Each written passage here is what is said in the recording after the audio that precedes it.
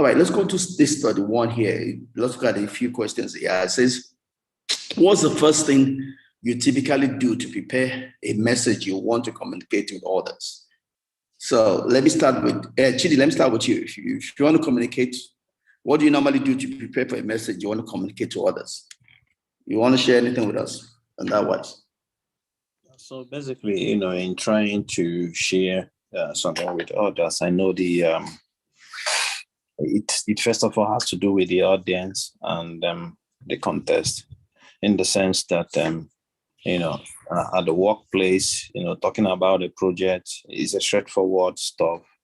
But when you are, a place to talk about some kind of psychological, whatever, religious things, okay, you need to also understand the people there, because a lot of them might be people who already know more than you do. So first of all is, the level and the understanding of the audience. It makes a whole lot of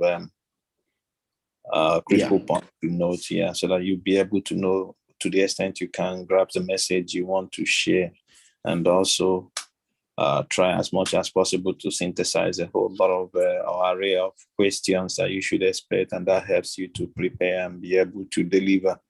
So that's how I always work on things like that. Awesome. Great. As I write, I get to write on Facebook, I get to write in Chevron, I get to write across everywhere. And there are things I can say on Facebook, I cannot say on the Chevron website. You have to respect each environment you find yourself. Ask yourself, what are the boundary conditions, right? So there are things that are acceptable here that might not be acceptable there.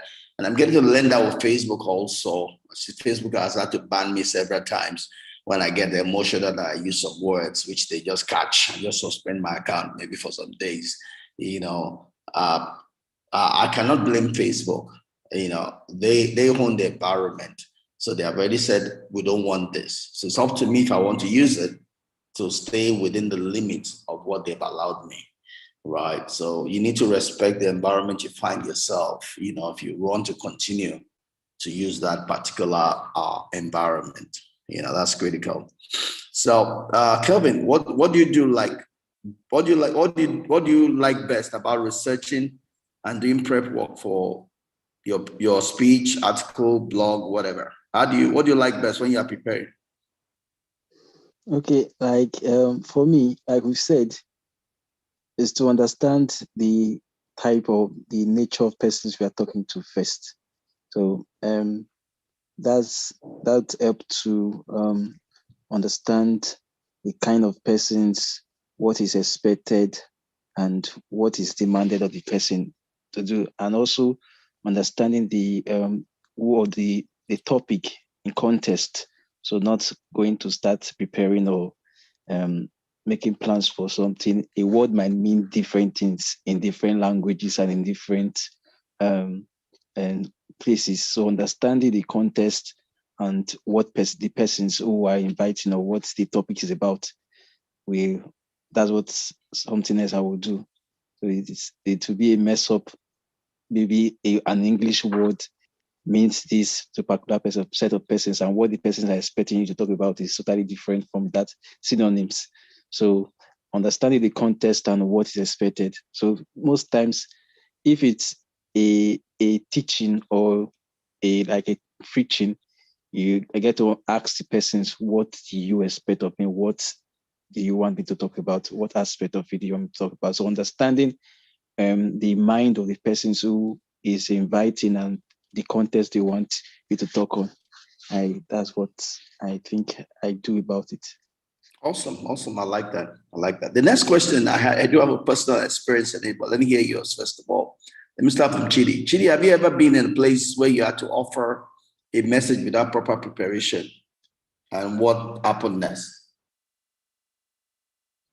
Oh yeah, I mean several, but the good thing was I kind of, it may not be right putting a disclaimer at the beginning, but that was the way I approached it, and I had to air my view based on what I know about the issue and situation. Yeah, so I've been in such situation.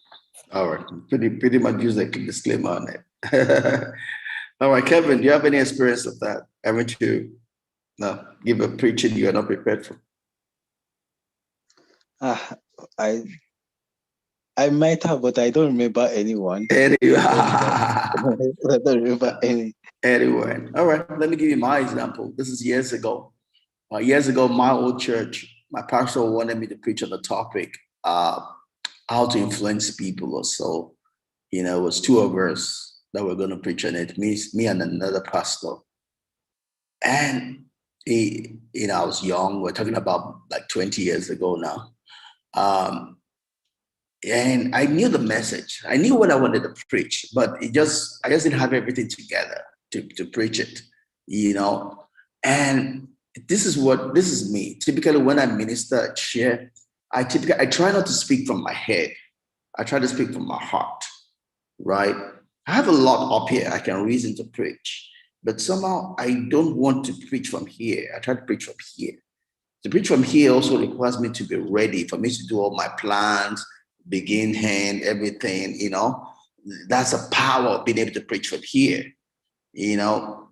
So I went onto the pulpit that day and I said what I could say. There was more I wanted to say, but it was coming from here.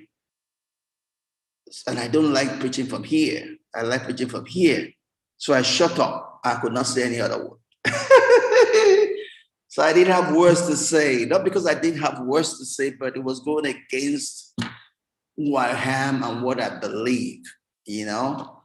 So I had to leave. The other pastor preached, and he preached so well, you know, some of the things I would have said, just that it wasn't flowing from here. Another time was one of our branches then invited me to preach for 3 days plus a night vigil, you know. And I preached the first day, second day, and I came for the night vigil and I said a few words and I didn't have anything else to say. Same thing. I had so much to say, but it wasn't coming from here.